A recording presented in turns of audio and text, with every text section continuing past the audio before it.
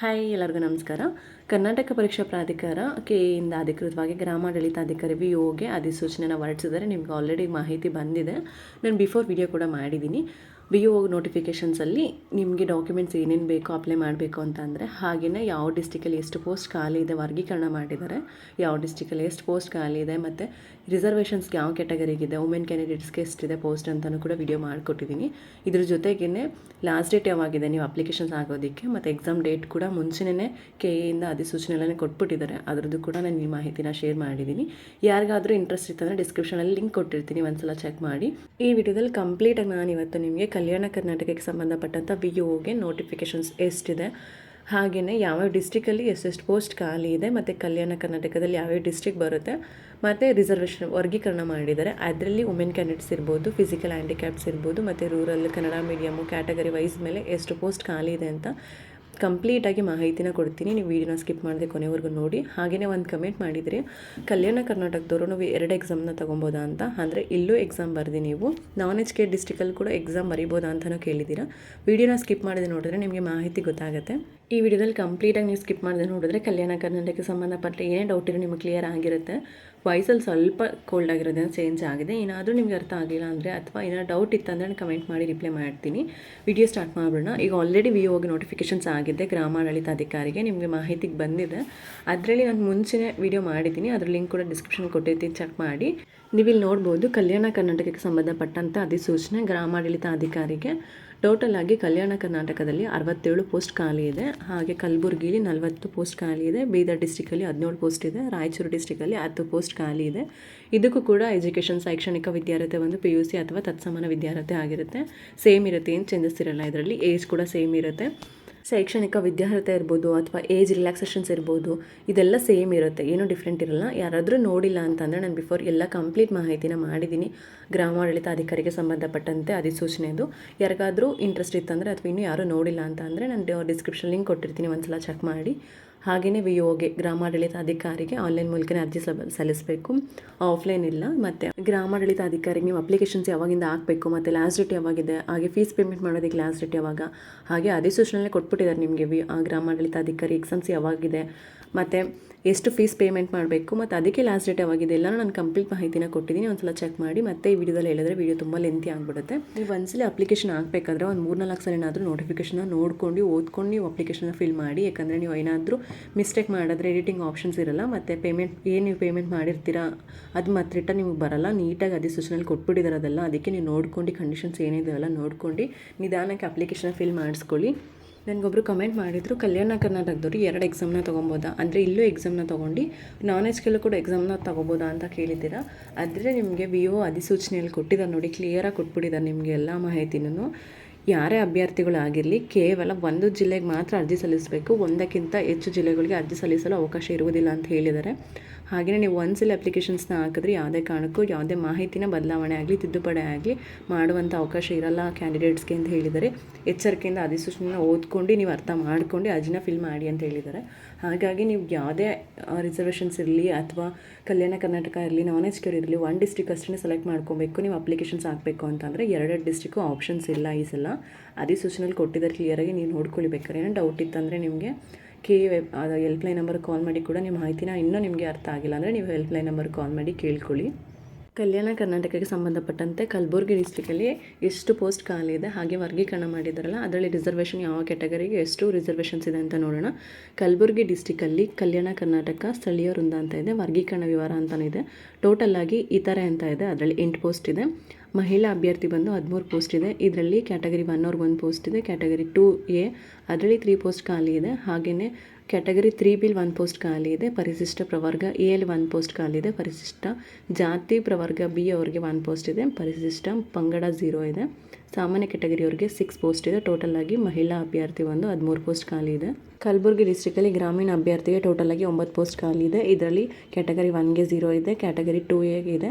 ಹಾಗೆ ಅದು ಬಿಟ್ಟರೆ ನೆಕ್ಸ್ಟು ಕ್ಯಾಟಗರಿ 3Aಗೆ ಬಂದಿದೆ. ಅದು ಬಿಟ್ಟರೆ ಪರಿಶಿಷ್ಟ ಪಂಗಡ ST ಕ್ಯಾಟಗರಿಯವರಿಗೆ 1 ಪೋಸ್ಟ್ ಇದೆ. ಸಾಮಾನ್ಯ ಕ್ಯಾಟಗರಿಯವರಿಗೆ 5 ಪೋಸ್ಟ್ ಇದೆ. ಟೋಟಲ್ ಆಗಿ ಕಲಬುರಗಿ ಡಿಸ್ಟ್ರಿಕಲ್ಲಿ 9 ಪೋಸ್ಟ್ ಖಾಲಿ ಇದೆ.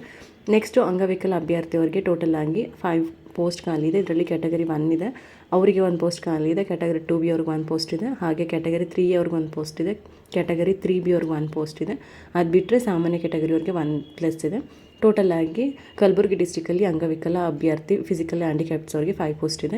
ನೆಕ್ಸ್ಟು ಮಾಜಿ ಸೈನಿಕರು ಬಂದು 2 ಪೋಸ್ಟ್ ಖಾಲಿ ಇದೆ. ಅದರಲ್ಲಿ ಸಾಮಾನ್ಯ ಅಭ್ಯರ್ಥಿಗೆ ಮಾತ್ರ 2 ಪೋಸ್ಟ್ ಕೊಟ್ಟಿದ್ದಾರೆ. ನೆಕ್ಸ್ಟು ಕನ್ನಡ ಮಾಧ್ಯಮ ಅಭ್ಯರ್ಥಿಗೆ ಬಂದು ಟೋಟಲ್ ಆಗಿ ಕಲಬುರಗಿ ಡಿಸ್ಟ್ರಿಕ್ಕಲ್ಲಿ 2 ಪೋಸ್ಟ್ ಖಾಲಿ ಇದೆ. ಕ್ಯಾಟಗರಿ 2A ಅವ್ರಿಗೆ 1 ಪೋಸ್ಟ್ ಇದೆ. ಅದು ಬಿಟ್ಟರೆ ಸಾಮಾನ್ಯ ಕ್ಯಾಂಡಿಡೇಟ್ಸ್ ಅವ್ರಿಗೆ 1 ಪೋಸ್ಟ್ ಖಾಲಿ ಇದೆ. ನೆಕ್ಸ್ಟು ಯೋಜನಾ ನಿರಾಶ್ರಿತರು ಬಂದು 1 ಪೋಸ್ಟ್ ಇದೆ. ಅದರಲ್ಲಿ ಸಾಮಾನ್ಯದವರು ಕೊಟ್ಟಿದ್ದಾರೆ ಅದು. ನೆಕ್ಸ್ಟು ತೃತೀಯ ಲಿಂಗಿ ಕೂಡ 0 ಇದೆ. ಟೋಟಲ್ ಆಗಿ ಕಲಬುರಗಿ ಡಿಸ್ಟ್ರಿಕ್ಕಲ್ಲಿ 40 ಪೋಸ್ಟ್ ಖಾಲಿ ಇದೆ. ನೆಕ್ಸ್ಟು ಕಲಬುರಗಿ ಡಿಸ್ಟ್ರಿಕ್ ಆಯಿತು. ನೆಕ್ಸ್ಟು ರಾಯಚೂರು ಡಿಸ್ಟ್ರಿಕ್ಕಲ್ಲಿ ಕಲ್ಯಾಣ ಕರ್ನಾಟಕದ್ದು ನೆಕ್ಸ್ಟ್ ಡಿಸ್ಟ್ರಿಕ್ ಬಂದು ರಾಯಚೂರು ಡಿಸ್ಟ್ರಿಕ್ಕು. ಇದರಲ್ಲಿ ಟೋಟಲ್ ಆಗಿ ರಾಯಚೂರು ಡಿಸ್ಟ್ರಿಕ್ಕಿಗೆ 10 ಪೋಸ್ಟ್ ಖಾಲಿ ಇದೆ. ಇದರಲ್ಲಿ ಕ್ಯಾಟಗರಿ 1 ಅವ್ರಿಗೆ 1 ಪೋಸ್ಟ್ ಇದೆ. ಕ್ಯಾಟಗರಿ 2Aಗೆ 1 ಪೋಸ್ಟ್ ಇದೆ. ಕ್ಯಾಟಗರಿ 2B ಅವ್ರಿಗೆ 1 ಪೋಸ್ಟ್ ಇದೆ. ಸಾಮಾನ್ಯ ಕ್ಯಾಟಗರಿ ಅವ್ರಿಗೆ 1 ಪೋಸ್ಟ್ ಇದೆ. ಟೋಟಲ್ ಆಗಿ ಈ ಥರ ಬಂದು 4 ಪೋಸ್ಟ್ ಇದೆ. ಮಹಿಳಾ ಅಭ್ಯರ್ಥಿ ಬಂದು ಟೋಟಲ್ ಆಗಿ 3 ಪೋಸ್ಟ್ ಇದೆ. ಇದರಲ್ಲಿ ಕ್ಯಾಟಗರಿ 2A ಅವ್ರಿಗೆ 1 ಕೊಟ್ಟಿದ್ದಾರೆ. ಹಾಗೆ SC ಕ್ಯಾಟಗರಿಯವ್ರಿಗೆ 1 ಪೋಸ್ಟ್ ಕೊಟ್ಟಿದ್ದಾರೆ. ಸಾಮಾನ್ಯ 1 ಕೊಟ್ಟಿದ್ದಾರೆ. ನೆಕ್ಸ್ಟ್ ಗ್ರಾಮೀಣ ಅಭ್ಯರ್ಥಿ ಬಂದು 2 ಪೋಸ್ಟ್ ಖಾಲಿ ಇದೆ. ಇದರಲ್ಲಿ ಸಾಮಾನ್ಯದವ್ರಿಗೆ 2 ಪೋಸ್ಟ್ ಖಾಲಿ ಕೊಟ್ಟಿದ್ದಾರೆ. ಅಂಗವಿಕಲ ಅಭ್ಯರ್ಥಿ ಬಂದು 1 ಪೋಸ್ಟ್ ಖಾಲಿ ಇದೆ, ಅದು ಸಾಮಾನ್ಯ ಇದೆ. ಮಾಜಿ ಸೈನಿಕರು 0 ಇದೆ. ಕನ್ನಡ ಮಾಧ್ಯಮ ಅಭ್ಯರ್ಥಿ ಬಂದು 0 ಇದೆ. ಯೋಜನಾ ನಿರಾಶ್ರಿತರು ಬಂದು 0 ಇದೆ. ತೃತೀಯ ಲಿಂಗಿ ಕೂಡ 0 ಇದೆ. ಒಟ್ಟು ಟೋಟಲ್ ಆಗಿ ರಾಯಚೂರು ಡಿಸ್ಟಿಕಲ್ಲಿ 10 ಪೋಸ್ಟ್ ಖಾಲಿ ಇದೆ. ನೀವು ಕಂಪ್ಲೀಟಾಗಿ ವೀಡಿಯೋನ ಸ್ಕಿಪ್ ಮಾಡಿದೆ ನೋಡಿನೂ ನಿಮ್ಗೆ ಏನಾರು ಡೌಟ್ ಇತ್ತಂದರೆ ಅಥವಾ ನಿಮ್ಗೆ ಏನಾರು ಅರ್ಥ ಆಗ್ತಿಲ್ಲ ಅಂತಂದರೆ ನೀವು ನಮ್ಗೆ ಕಮೆಂಟ್ ಮಾಡ್ಬೋದು. ರಿಸರ್ವೇಷನ್ಗೆ ಸಂಬಂಧಪಟ್ಟಂತೆ ಇರ್ಬೋದು ಅಥವಾ ಕ್ಯಾಟಗರಿ ಸೆಲೆಕ್ಷನ್ಸ್ ಇರ್ಬೋದು, ನೀವು ಯಾವ ಡಿಸ್ಟ್ರಿಕ್ನ ಸೆಲೆಕ್ಟ್ ಮಾಡ್ಕೊಬೇಕು ಅನ್ನೋದ್ರ ಬಗ್ಗೆ ಇರ್ಬೋದು. ನಿಮಗೆ VOಗೆ ಸಂಬಂಧಪಟ್ಟಂತೆ ಏನೇ ಡೌಟ್ ಇದ್ರೂ ಕಮೆಂಟ್ ಮಾಡಿ ರಿಪ್ಲೈ ಮಾಡ್ತೀನಿ. ಹಾಗೆ ನೀವು ಡಿಸ್ಟ್ರಿಕ್ಟ್ ಸೆಲೆಕ್ಟ್ ಮಾಡಬೇಕಾದ್ರೆ ತುಂಬ ಜನ ಡೌಟ್ ಇರುತ್ತೆ, ನಾನು ಯಾವ ಡಿಸ್ಟ್ರಿಕ್ಟ್ ಸೆಲೆಕ್ಟ್ ಮಾಡ್ಕೊಬೇಕು ಮ್ಯಾಮ್, ಅಥವಾ ನಾವು ಬೇರೆ ನಮ್ಮ ಡಿಸ್ಟ್ರಿಕ್ಕಲ್ಲಿ ಪೋಸ್ಟ್ ಕಮ್ಮಿ ಇದೆ, ನಾವು ಬೇರೆ ಡಿಸ್ಟ್ರಿಕ್ಕಿಗೆ ಸೆಲೆಕ್ಟ್ ಮಾಡ್ಕೊಬೋದಾ ಅಂತ ಅಂದರೆ, ನೀವು ಫಸ್ಟ್ ಟೈಮ್ ಎಕ್ಸಾಮ್ ಬರೀತಾ ಇದ್ದರೆ, ಯಾರಾದರೂ ಫಸ್ಟ್ ಟೈಮ್ ಎಕ್ಸಾಮ್ ಬರೆಯೋರಿದ್ದರೆ ನಿಮಗೆ ಹತ್ರ ಇರುವಂಥ ಡಿಸ್ಟ್ರಿಕ್ನ ನೀವು ಸೆಲೆಕ್ಟ್ ಮಾಡ್ಕೊಳ್ಳಿ. ತುಂಬ ದೂರ ಇರೋ ಡಿಸ್ಟ್ರಿಕ್ಕೆಲ್ಲ ತೊಗೊಬೇಡಿ. ಅಥವಾ ತುಂಬ ವರ್ಷದಿಂದ ನೀವು ಓದ್ತಿದ್ದು ನಿಮಗೆ ಯಾವ ಡಿಸ್ಟ್ರಿಕ್ ಓಕೆ ಅಂತ ಅನಿಸಿದೆ, ನಾನು ಈ ಡಿಸ್ಟ್ರಿಕ್ಕಲ್ಲಾದರೂ ಪರವಾಗಿಲ್ಲ ವರ್ಕ್ ಮಾಡೋಕ್ಕೆ ರೆಡಿ ಇದ್ದೀನಿ, ಎಕ್ಸಾಮ್ ಕ್ಲಿಯರ್ ಆದ್ರೂ ಅಂತ ಅಂದರೆ ನೀವು ಬೇಕಾದರೆ ಯಾವ ಡಿಸ್ಟ್ರಿಕ್ಕಾದರೂ ಸೆಲೆಕ್ಟ್ ಮಾಡ್ಕೊಬೋದು. ಬಟ್ ಫಸ್ಟ್ ಟೈಮ್ ಎಕ್ಸಾಮ್ ಬರೋರು ನಿಮಗೆ ಯಾವುದು ಡಿಸ್ಟ್ರಿಕ್ ಹತ್ರ ಇರುತ್ತೆ ಅದೇ ಡಿಸ್ಟ್ರಿಕ್ನ ನೀವು ಸೆಲೆಕ್ಟ್ ಮಾಡ್ಕೊಳ್ಳಿ. ನೆಕ್ಸ್ಟು ಕಲ್ಯಾಣ ಕರ್ನಾಟಕದಲ್ಲಿ ಬೀದರ್ ಕಲ್ಯಾಣ ಕರ್ನಾಟಕ ಸ್ಥಳೀಯ ವೃಂದ ಅಂತ ಇದೆ. ಇದರಲ್ಲಿ ವರ್ಗೀಕರಣ ವಿವರ ಬಂದು ಟೋಟಲ್ ಆಗಿ ಈ ಥರ 3 ಪೋಸ್ಟ್ ಖಾಲಿ ಇದೆ. ಇದರಲ್ಲಿ ಕ್ಯಾಟಗರಿ ಪರಿಶಿಷ್ಟ ಜಾತಿ SC ಕ್ಯಾಟಗರಿಯವ್ರಿಗೆ 1 ಪೋಸ್ಟ್ ಇದೆ. ಪರಿಶಿಷ್ಟ ಜಾತಿ ಪ್ರವರ್ಗ B ಅವ್ರಿಗೆ 1 ಇದೆ. ಹಾಗೆ ಪರಿಶಿಷ್ಟ ಜಾತಿ ಪ್ರವರ್ಗ C ಅವ್ರಿಗೆ 1 ಇದೆ. ಟೋಟಲ್ ಆಗಿ 3 ಪೋಸ್ಟ್ ಖಾಲಿ ಇದೆ. ಇದ್ದಾರೆ ಮಹಿಳಾ ಅಭ್ಯರ್ಥಿ ಕ್ಯಾಂಡಿಡೇಟ್ಸ್ ಬಂದು 6 ಪೋಸ್ಟ್ ಖಾಲಿ ಇದೆ ಬೀದರ್ ಡಿಸ್ಟ್ರಿಕ್ಕಲ್ಲಿ. ಇದರಲ್ಲಿ ಕ್ಯಾಟಗರಿ 1 ಬಂದಿದೆ, ಕ್ಯಾಟಗರಿ 2A ಅವ್ರಿಗೆ ಬಂದಿದೆ, ಕ್ಯಾಟಗರಿ 2B ಅವ್ರಿಗೆ 1 ಇದೆ. ನೆಕ್ಸ್ಟು ಗ್ರಾಮೀಣ ಅಭ್ಯರ್ಥಿ ರೂರಲ್ ಕ್ಯಾಂಡಿಡೇಟ್ಸ್ಗೆ ಬಂದು 4 ಇದೆ. ಇದರಲ್ಲಿ ಕ್ಯಾಟಗರಿ 2A ಅವ್ರಿಗೆ 1 ಇದೆ. ಹಾಗೆ ಅದು ಬಿಟ್ಟರೆ ನೆಕ್ಸ್ಟ್ ಈ ಥರ ಸಾಮಾನ್ಯ 3 ಇದೆ. ಅಂಗವಿಕಲ ಅಭ್ಯರ್ಥಿಗೆ 1 ಇದೆ, ಅದು ಕ್ಯಾಟಗರಿ 2A ಅವರು ಕೊಟ್ಟಿದ್ದಾರೆ. ನೆಕ್ಸ್ಟು ಮಾಜಿ ಸೈನಿಕರು 1 ಇದೆ, ಸಾಮಾನ್ಯದವರು ಕೊಟ್ಟಿದ್ದಾರೆ. ಕನ್ನಡ ಮಾಧ್ಯಮ ಅಭ್ಯರ್ಥಿ ಬಂದು 1 ಇದೆ, ಅದು ಕೂಡ ಸಾಮಾನ್ಯ ಇದೆ. ಯೋಜನಾ ನಿರಾಶ್ರಿತರು ಬಂದು 1 ಇದೆ, ಅದು ಕೂಡ ಸಾಮಾನ್ಯ ಕ್ಯಾಟಗರಿಯವ್ರಿಗಿದೆ. ತೃತೀಯ ಲಿಂಗಿ 0 ಇದೆ. ಒಟ್ಟು ಟೋಟಲ್ ಆಗಿ ಬೀದರ್ ಡಿಸ್ಟ್ರಿಕ್ಕಲ್ಲಿ 17 ಪೋಸ್ಟ್ ಖಾಲಿ ಇದೆ. ಕಲ್ಯಾಣ ಕರ್ನಾಟಕಕ್ಕೆ ಸಂಬಂಧಪಟ್ಟಂಥ ಡಿಸ್ಟ್ರಿಕ್ ವೈಸ್ ನಾನು ಎಷ್ಟು ಪೋಸ್ಟ್ ಖಾಲಿ ಇದೆ VOಗೆ, ಹಾಗೆ ಯಾವ ಡಿಸ್ಟ್ರಿಕ್ಕಲ್ಲಿ ಎಷ್ಟು ರಿಸರ್ವೇಷನ್ಸ್ ಇದೆ ಮತ್ತು ಯಾವ ರಿಸರ್ವೇಷನಲ್ಲಿ ಯಾವ ಕ್ಯಾಟಗರಿಯವ್ರು ಬರ್ತಾರೆ ಅಂತ ಕಂಪ್ಲೀಟ್ ಮಾಹಿತಿನ ಕೊಟ್ಟಿದ್ದೀನಿ. ನಿಮ್ಗೆ ಇನ್ನೂ ಏನಾದರೂ ಡೌಟ್ ಇತ್ತು ಅಥವಾ ನಿಮ್ಗೆ ಇನ್ನೂ ಏನಾದರೂ ಅರ್ಥ ಆಗಿಲ್ಲ ಅಂತಂದರೆ ಕಮೆಂಟ್ ಮಾಡಿ, ನಾನು ರಿಪ್ಲೈ ಮಾಡ್ತೀನಿ. ಹಾಗೆ ಅಪ್ಲಿಕೇಶನ್ ಲಿಂಕ್ ಓಪನ್ ಆಗಿದೆ ಅಂತ ನೀವು ಒಂದ್ಸಲ ಚೆಕ್ ಮಾಡಿ, ನಾನು ಒಂದ್ಸಲ ಚೆಕ್ ಮಾಡಿ ಓಪನ್ ಆಗಿತ್ತು ಅಂದರೆ ಡಿಸ್ಕ್ರಿಪ್ಷನ್ ಲಿಂಕ್ ಕೊಟ್ಟಿರ್ತೀನಿ, ನೀವು ಒಂದ್ಸಲ ಚೆಕ್ ಮಾಡೋದನ್ನ ನೀವು VOಗೆ ಸಂಬಂಧಪಟ್ಟಂತೆ ಏನು ನೋಟಿಫಿಕೇಷನ್ಸ್ನ ಓಡಿಸಿದ್ದಾರೆ ಅದನ್ನು ಒಂದು 3-4 ಸಲ ಓದ್ಕೊಳ್ಳಿ. ಯಾಕಂದರೆ ನೋಟಿಫಿಕೇಷನಲ್ಲಿ ಕಂಪ್ಲೀಟ್ ಮಾಹಿತಿನ ಕೊಟ್ಟಿದ್ದಾರೆ. ಎಕ್ಸಾಮ್ ಪೇಪರ್ ಯಾವುದಿರುತ್ತೆ, ಪೇಪರ್ 1ನಲ್ಲಿ ಯಾವ್ಯಾವ ಸಬ್ಜೆಕ್ಟ್ಸ್ ಬರುತ್ತೆ, ಪೇಪರ್ 2ಅಲ್ಲಿ ಯಾವ್ಯಾವ ಸಬ್ಜೆಕ್ಟ್ಸ್ ಬರುತ್ತೆ, ಹಾಗೆ ಎಕ್ಸಾಮ್ ಡೇಟ್ ಯಾವಾಗಿದೆ, ಮತ್ತು ಟೈಮಿಂಗ್ಸ್ ನಿಮಗೆ ಎಕ್ಸಾಮ್ದು ಟೈಮಿಂಗ್ಸ್ ಎಷ್ಟು ಅವರ್ ಇದೆ, ಪೇಪರ್ 1ಗೆ ಎಷ್ಟು ಅವರ್ ಇದೆ, ಪೇಪರ್ 2ಗೆ ಎಷ್ಟು ಅವರ್ ಇದೆ, ಎಲ್ಲ ಕಂಪ್ಲೀಟ್ ಮಾಹಿತಿನ ನಿಮಗೆ ನೋಟಿಫಿಕೇಷನಲ್ಲಿ ಕೊಟ್ಟಿದ್ದಾರೆ. ನೀವು ಕ್ಲಿಯರಾಗಿ ನೋಟಿಫಿಕೇಷನ್ನ 1-2-3 ಸಲ ಓದಿದ್ರೆ ನಿಮ್ಗೆ ಅರ್ಥ ಆಗುತ್ತೆ. ಹಾಗೂ ನಿಮಗೇನಾದರೂ ಪೇಪರ್ 1ನಲ್ಲಿ ಯಾವ್ಯಾವ ಸಬ್ಜೆಕ್ಟ್ಸ್ ಬರುತ್ತೆ ಅಥವಾ ಪೇಪರ್ 2ಅಲ್ಲಿ ಯಾವ ಸಬ್ಜೆಕ್ಟ್ ಬರುತ್ತೆ ಅಂತ ಏನಾದರೂ ನಿಮಗೆ ಮಾಹಿತಿ ಬೇಕು ಅಂತ ಅಂದರೆ ಕಮೆಂಟ್ ಮಾಡಿ. ನಾನು ನೆಕ್ಸ್ಟ್ ವೀಡಿಯೋದಲ್ಲಿ ಬೇಕಾದರೆ VOಗೆ ಸಂಬಂಧಪಟ್ಟ ಗ್ರಾಮಾಡಳಿತ ಅಧಿಕಾರಿಗೆ ಸಂಬಂಧಪಟ್ಟಂಥ ಎಕ್ಸಾಮಲ್ಲಿ ನಿಮಗೆ ಪೇಪರ್ 1ನಲ್ಲಿ ಯಾವ್ಯಾವ ಸಬ್ಜೆಕ್ಟ್ ಬರುತ್ತೆ ಹಾಗೆ ಪೇಪರ್ 2ಅಲ್ಲಿ ಯಾವ್ಯಾವ ಸಬ್ಜೆಕ್ಟ್ಸ್ ಬರುತ್ತೆ ಅಂತ ನಾನು ನೆಕ್ಸ್ಟ್ ವೀಡಿಯೋದಲ್ಲಿ ಬೇಕಾದ್ರೆ ಮಾಹಿತಿನ ಕೊಡ್ತೀನಿ. ನಿಮ್ಗೆ ಏನಾದರೂ ಮಾಹಿತಿ ಬೇಕು ಅಂದರೆ ಕಮೆಂಟ್ ಮಾಡಿ. ಕಂಪ್ಲೀಟಾಗಿ ನಾನು ಇವತ್ತು ನಿಮಗೆ ಕಲ್ಯಾಣ ಕರ್ನಾಟಕಕ್ಕೆ ಸಂಬಂಧಪಟ್ಟಂಥ ಡಿಸ್ಟ್ರಿಕ್ಟ್ ವೈಸ್ ರಿಸರ್ವೇಷನ್ಸ್ ಇರ್ಬೋದು ಅಥವಾ ಕ್ಯಾಟಗರಿ ಇರ್ಬೋದು ಮತ್ತು ರೂರಲ್ ಕನ್ನಡ ಮೀಡಿಯಮ್ ಎಷ್ಟು ಪೋಸ್ಟ್ ಖಾಲಿ ಇದೆ ಅಂತ ಕಂಪ್ಲೀಟ್ ಇನ್ಫಾರ್ಮೇಷನ್ನ ಕೊಟ್ಟಿದ್ದೀನಿ. ವಿಡಿಯೋ ನಿಮ್ಗೆ ಇಷ್ಟ ಆಗಿದೆ ಅಂತ ಅನ್ಕೋತೀನಿ. ನಿಮ್ಗೆ ಏನಾದರೂ ಈ ವಿಡಿಯೋ ಇಷ್ಟ ಆಗಿದೆ ಅಂದರೆ ವಿಡಿಯೋಗೆ ಲೈಕ್ ಮಾಡಿ, ಹಾಗೆ ಯೂಸ್ ಆಗೋರಿಗೆ ವಿಡಿಯೋನ ಶೇರ್ ಮಾಡಿ. ಹಾಗೆಯೇ ಇನ್ನೂ ನನ್ನ ಚಾನಲ್ಗೆ ಯಾರು ಸಬ್ಸ್ಕ್ರೈಬ್ ಮಾಡ್ಕೊಂಡಿಲ್ಲ ಸಬ್ಸ್ಕ್ರೈಬ್ ಮಾಡ್ಕೊಂಡು ವಿಡಿಯೋ ನೋಡಿ. ಯಾರು ಸಬ್ಸ್ಕ್ರೈಬ್ ಮಾಡ್ಕೊಂಡಿದ್ದಾರೆ ಎಲ್ಲರಿಗೂ ಥ್ಯಾಂಕ್ ಯು ಅಂತ ಹೇಳ್ತಾ ನೆಕ್ಸ್ಟ್ ವಿಡಿಯೋದಲ್ಲಿ ಸಿಗೋಣ. ಡಿಸ್ಕ್ರಿಪ್ಷನ್ ಒಂದ್ಸಲ ಮರಿದೇನೆ ಚೆಕ್ ಮಾಡಿ. Thank you.